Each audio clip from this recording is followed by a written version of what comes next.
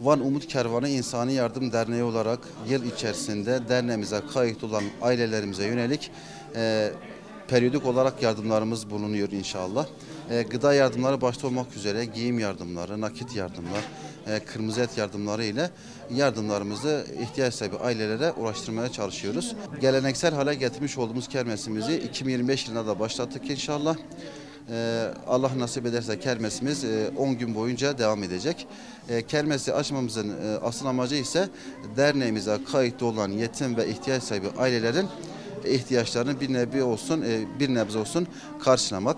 Kermesimizde satışa sunduğumuz ürünler başta yemek ve tatlılar olmak üzere kadınlarımızın yapmış olduğu el işi, danteller, örgüler, patikler bunun gibi ürünlerdir. Bununla beraber kırtasiye malzemeleri satışlarımız var. Bununla ve aynı zamanda yani esnaf kardeşlerimizin aracılığıyla getirmiş olduğumuz giyim yardımları var inşallah.